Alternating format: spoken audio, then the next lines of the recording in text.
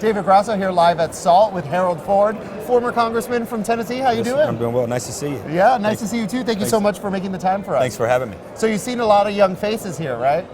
I'd like to think I'm young. You are. Right? Yeah. You are. Why and is your it important? So we're talking here about investments and the importance of the private sector in the economy. Why is it important for young people to have buy-in to all these discussions? So I think two reasons why I think this conference for any age group is particularly good, but I think it's even more so for millennials and young investors and young business people. First, it gives everyone a chance to come together, meet and talk.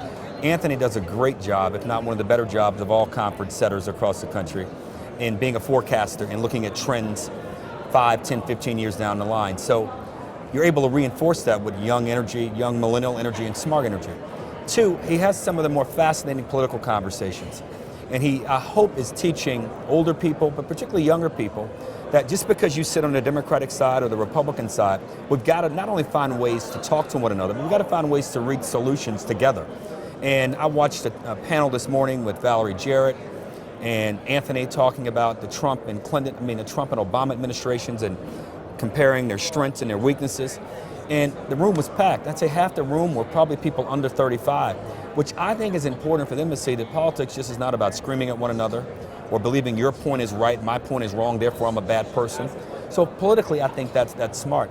And on the business side, finally, on the investing side in particular, he brings some of the smartest, whatever their age may be, investors to the fold, and gives people an opportunity to see, approach, and access them, and more importantly, understand their thinking going forward, whether it's investing in the cannabis space, whether it's investing in new technologies, whether it's investing in new currencies, or I should say currency exchanges, Bitcoin and blockchain. So it's been interesting for me to not only listen to him and some of the older guys, but listen to some of these younger folks who are out leading in these spaces. So a little bit has changed since you were in Congress. Just now a bit. there's a just an eensy weensy bit. A lot of the talk is about socialism versus capitalism now. Right. That's the big conversation. There's a lot of skepticism of capitalism, honestly, on both sides now. Back in your day, that was more or less settled, that people believed in capitalism. Where do you think that conversation is going? Well, first of all, I don't think it's bad to have. I'm a capitalist, and I think that we've got to reimagine and reinvent capitalism because the country's facing strains and tears. And I think the greatest threat to the fabric of the country is the imbalances in how income and opportunity are dispersed. Our public education system, for a long, long time, every politician cites education as his or her top issue, but we've given a lot more rhetoric and a lot more verbosity to it than we have any action.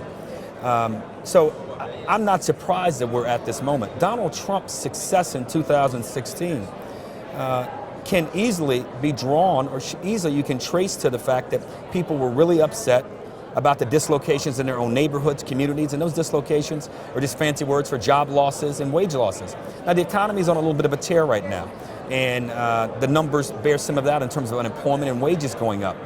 But the reality is, you have an overwhelming majority of American households that could not afford a $5,000 jolt or a $5,000 loss per month. It would really not only upset their household income, but could really sort of upset their yearly projections. Something's wrong with that, especially when you look at the amount of wealth that exists at the highest levels in our economy and the highest levels across the country.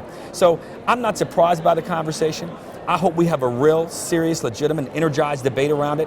I don't think Medicare for all and the Clean New Deal or the Green New Deal are the answers, but I think it's important for those of us who have differences with those policies, we've got to offer better ones. We've got to offer ones that are more appealing without just saying you're a socialist and without engaging in the name calling both sides are unfortunately enormously guilty of.